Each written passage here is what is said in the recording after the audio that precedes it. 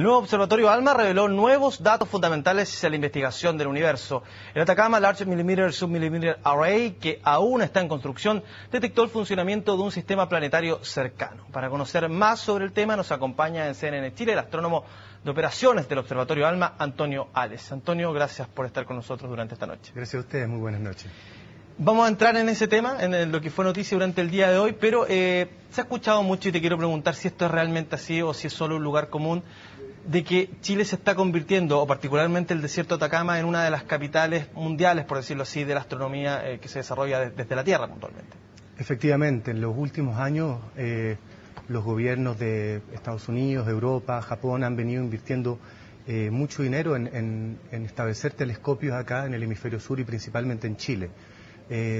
Chile y Hawái van a ser en el futuro los dos polos fundamentales de la astronomía mundial. Hawái porque te permite observar el hemisferio norte y Chile porque con sus cualidades únicas en cuanto a la calidad atmosférica, la aridez, te permite observar el hemisferio austral.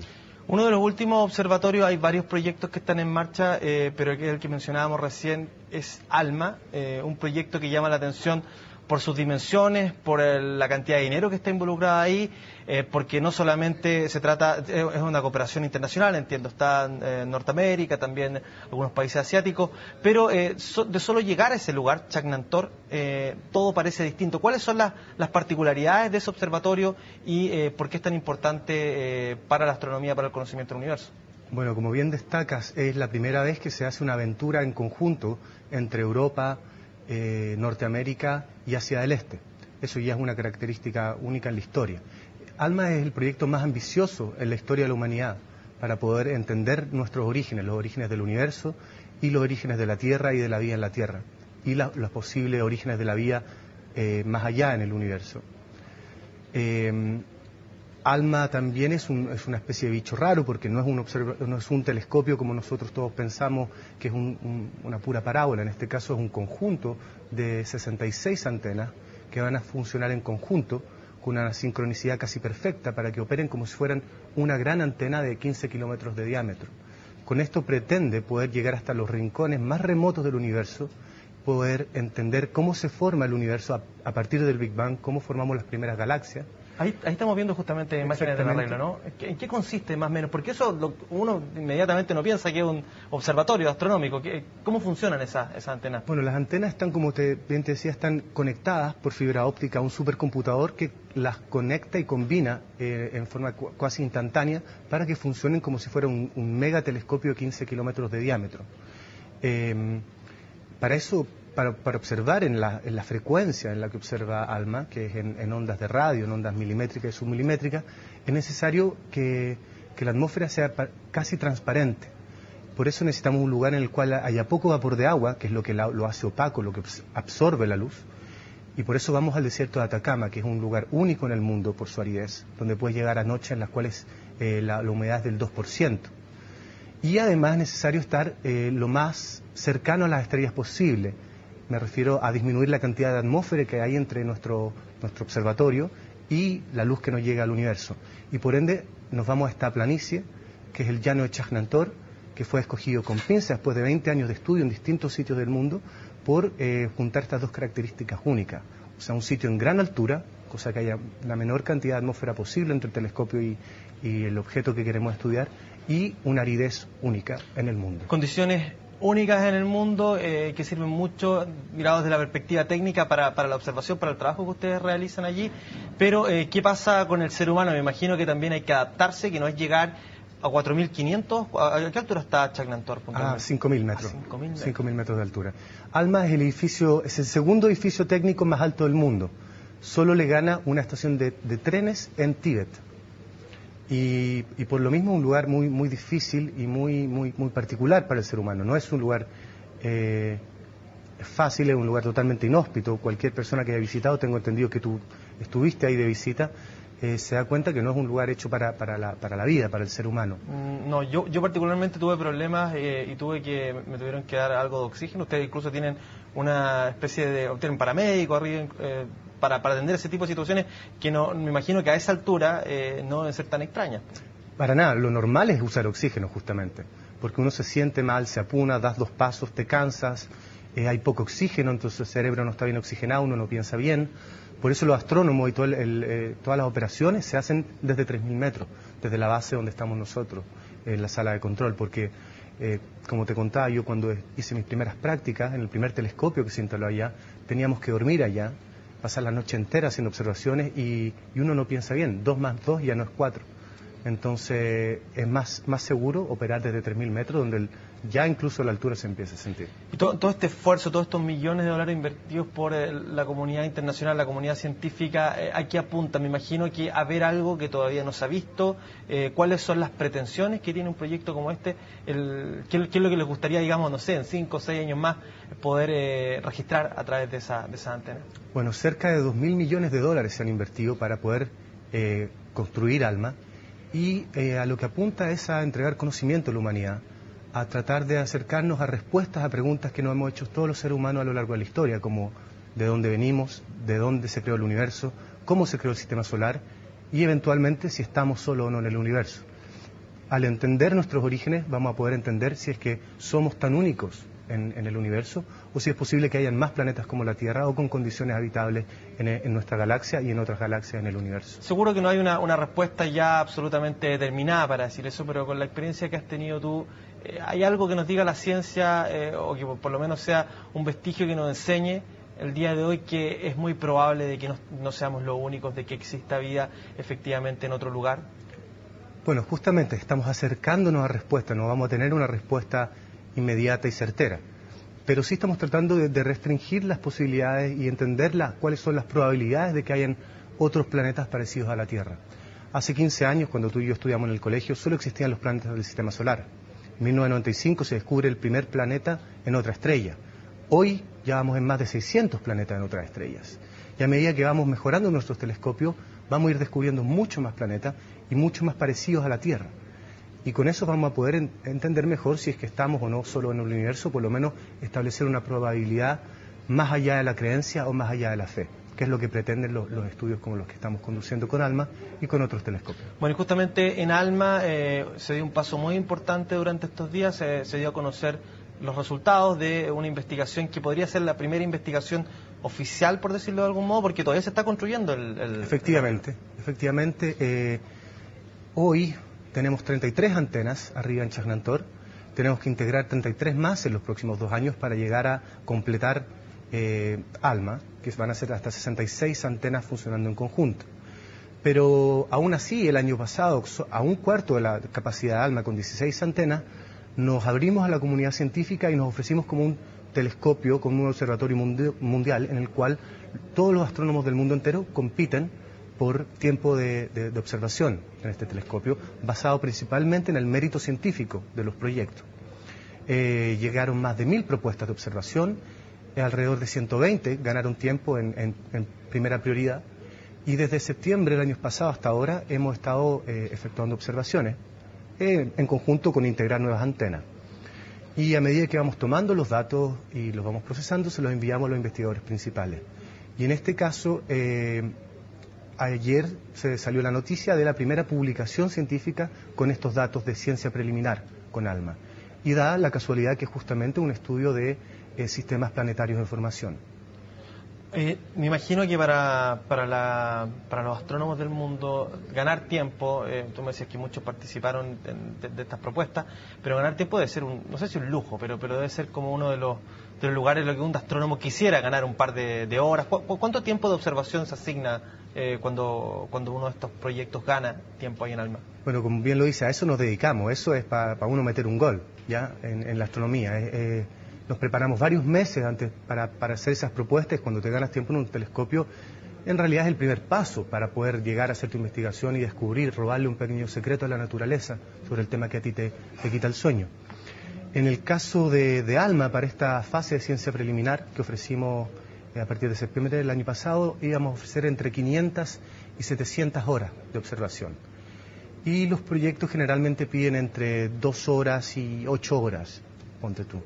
Porque ALMA, al ser tan potente, al tener tantas antenas, puede hacer en muy poco tiempo lo que otro telescopio o una sola antena hubiese tenido que hacer en días o semanas o meses. ¿Estas antenas trabajan en conjunto, trabajan agrupadas, todas ellas van sumando o trabajan, por ejemplo, no sé, del arreglo de 66, 30 trabajan en un proyecto y las otras, no sé, Eventualmente van a poder trabajar o todas juntas o en 4 subarreglos independientes. Por el momento las estamos trabajando todas juntas porque no operamos generalmente con 16 o 20 antenas, pero eventualmente van a poder estar trabajando en proyectos independientes o observando simultáneamente el mismo proyecto pero a distintas frecuencias, cosa de obtener información complementaria. Bueno, nos queda harto tiempo de conversación todavía. Te quiero preguntar sobre cómo Chile o los astrónomos chilenos están aprovechando esto y también de otros proyectos que vienen adelante incluso a través de la misma ESO. Así que usted continúe con nosotros porque seguimos conversando sobre la astronomía y sobre ALMA con Antonio Ales. Continuamos en esta conversación con el astrónomo Antonio Ales. Antonio, te preguntaba yo por Chile en el comienzo de esta entrevista que si era efectivamente, o por lo menos el desierto de Atacama, una de las capitales mundiales de la astronomía. Veíamos lo que sucede con ALMA, tremendo proyecto que todavía está en desarrollo, pero incluso se vienen más proyectos. ¿Qué es lo que se viene para la astronomía en Chile? Estos nuevos, no sé si megatelescopios, no sé cómo se les puede llamar. Bueno, efectivamente se viene el famoso ELT, el Extremely Large Telescope, que es el nuevo proyecto más ambicioso de la ESO, el Observatorio Europeo Austral. El ELT va a ser un solo espejo de 45 metros de diámetro. En astronomía tú siempre vas a querer construir un telescopio lo más grande posible, porque el telescopio mientras más grande te va a poder permitir ver más lejos y también te va a permitir ver con más nitidez lo que tú estés estudiando. En ese sentido, ALMA rompió los esquemas porque llega un límite en el cual tú puedes construir un telescopio de un cierto tamaño y un límite de ingeniería. No podemos construir una parábola de 15 kilómetros de diámetro, se deformaría.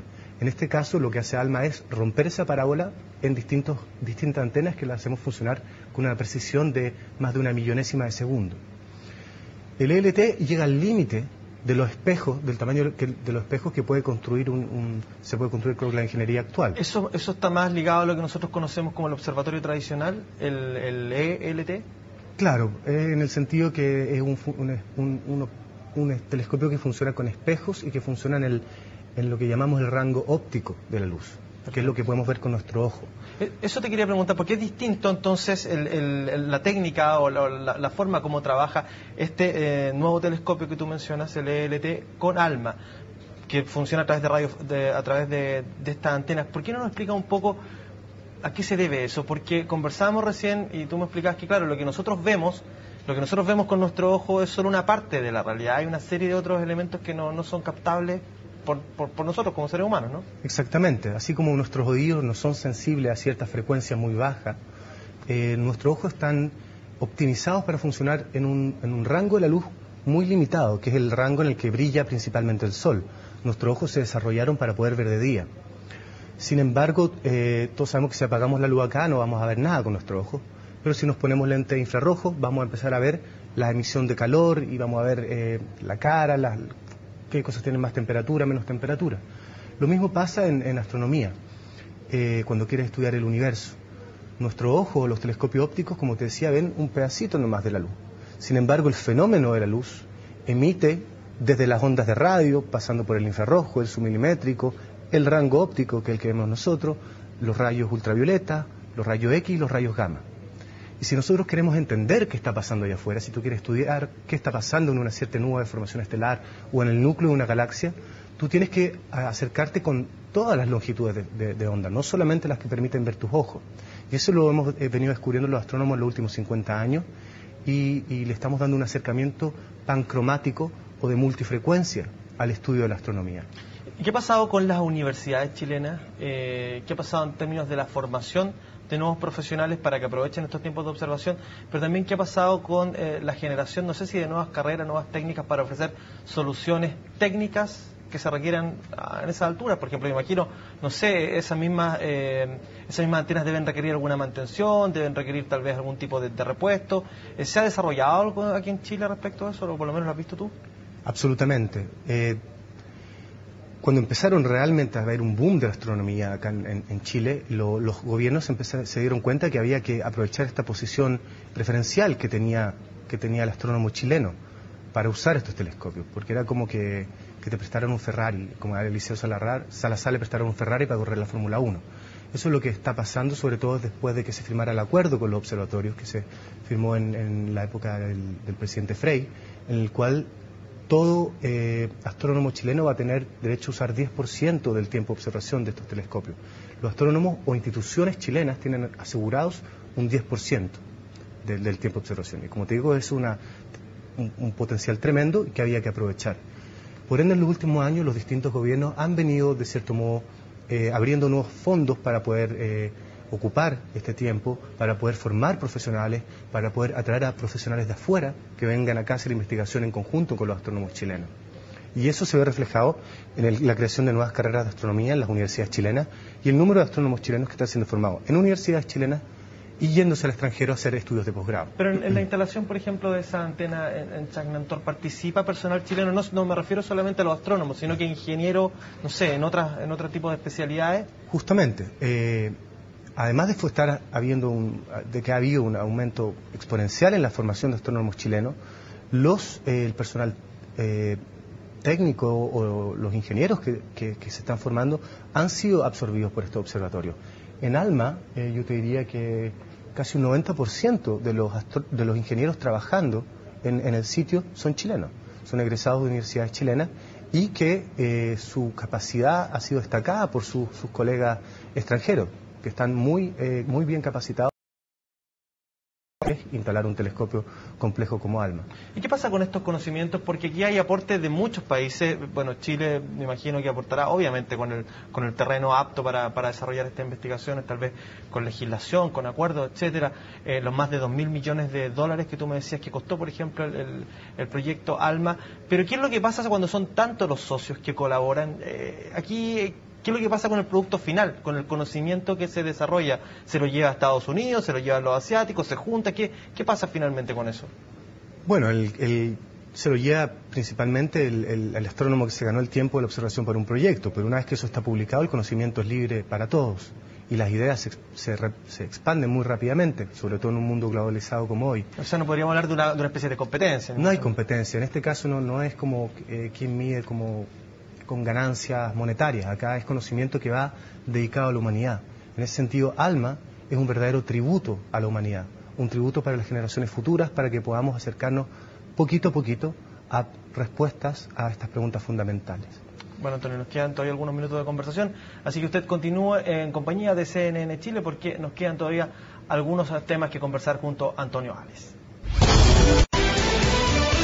Entramos ya a este último bloque de conversación sobre astronomía con el astrónomo Antonio Ales de ALMA. Antonio, para ir resumiendo un poco lo que hemos conversado, entonces, ¿por qué Chile se está llenando de estos proyectos, sobre todo en el desierto de Atacama? Si tú pudieras resumir, ¿qué es lo que presenta Chile para el mundo en términos de astronomía o en términos de lugares físicos? Bueno, va a ser la meca de la astronomía, en pocas palabras. Va a ser el epicentro donde se van a desarrollar los descubrimientos fundamentales en el futuro en astronomía. Y respecto de eso, ¿qué es lo que pasaba? Porque tú me respondías recién sobre los astrónomos, sobre, digamos, la posibilidad que tenían los astrónomos chilenos de utilizar esto y de cómo tenían asegurado el 10% del tiempo de observación. Y me imagino que ese ha sido un avance tremendo y también ha motivado a muchas universidades a generar este tipo de profesionales. Pero la posibilidad, yo te preguntaba, de que existieran ingenieros en un conocimiento, no sé, específico. Debe ser muy complejo construir este tipo de construcciones.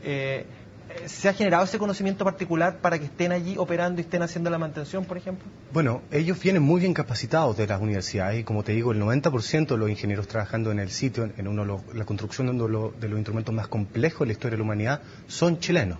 Y el conocimiento que ellos van a adquirir haciendo su labor va a quedar en ellos y va a quedar en la comunidad chilena. Si ellos después se van a trabajar a la empresa privada, a telecomunicaciones, van a tener este conocimiento en su bagaje. Pero además está las iniciativas que han tenido ciertas universidades para que los chilenos dejemos de ser usuarios finales en estos proyectos, sino que tratemos de desarrollar tecnología también, que es el caso del Laboratorio de Radioastronomía en la Universidad de Chile o de otros laboratorios en la Universidad Católica, en Concepción, por ejemplo, las cuales están tratando de desarrollar instrumentación. Ya están, de hecho, compitiendo para desarrollar la instrumentación que va a ir en futuros telescopios. Y eso va a marcar una diferencia, un antes y un después en la participación chilena en estos observatorios. Bueno, y por último, no podíamos dejar de lado el tema de qué fue lo que se descubrió o cuál fue el conocimiento que entregó, el primer conocimiento ya oficial que entregó ALMA y qué fue lo que hizo noticia hoy día en distintos medios nacionales e internacionales. Bueno, justamente como hablábamos de los orígenes del sistema solar y los orígenes de la vida en el sistema solar, ALMA, uno de los propósitos fundamentales de ALMA es estudiar sistemas planetarios de información para poder acercarnos a respuestas en cómo se formó el sistema solar y cómo se pueden estar formando otros sistemas solares.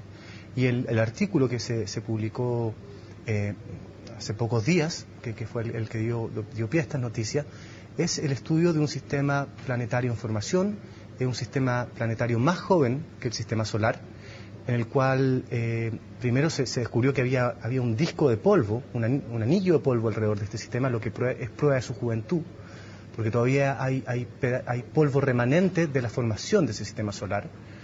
Y además se descubrieron después que habían 2 planetas orbitando dentro de ese anillo. Y estuvimos un par de años con ese descubrimiento, y las observaciones de ALMA permitieron poner límites a la forma que tiene ese anillo. Cuál es su ancho, cuál es su masa, etcétera. Y aplicando modelos computacionales de la física en ese anillo, se pudo obtener límites a las masas de los 2 planetas que están orbitando ese sistema. Y se descubrió que la masa de esos planetas era mucho menor que la que se había estimado antes, porque si fuera mayor, esos 2 planetas romperían el anillo. Sin embargo, son lo suficientemente pequeños para mantener el anillo estable. Esa física ya se había entendido antes en el sistema solar. Por ejemplo, en los anillos de Saturno, ahí está Saturno, tiene lunas orbitando alrededor y tiene los anillos. Y son justamente esas lunas las que permiten que los anillos se mantengan estables por millones y millones de años. Entonces, eso es la física que está pasando en esos anillos. Es parecida, escalada a otras dimensiones, a lo que se descubre en el sistema en Fomalhaut. Y eso también permite entender que estamos en presencia de una tecnología mucho más precisa en su medición. Absolutamente, y notemos que estamos funcionando con un cuarto de la potencia de ALMA y ya está dando descubrimientos fundamentales. Bueno. Además de la masa de los planetas, se entendió que estos planetas están muy distantes a la estrella y que son probablemente los planetas más distantes a la estrella y más fríos que se hayan descubierto hasta hoy. Y esto recién con un cuarto de la potencia de ALMA. Muchas gracias, Antonio, por habernos acompañado. Muchas gracias a ti y buenas noches. Bueno, después de esta interesante conversación sobre astronomía con el astrónomo Antonio Ales, los invito a que continúe en compañía de CNN Chile porque, por supuesto, tenemos mucha información para usted.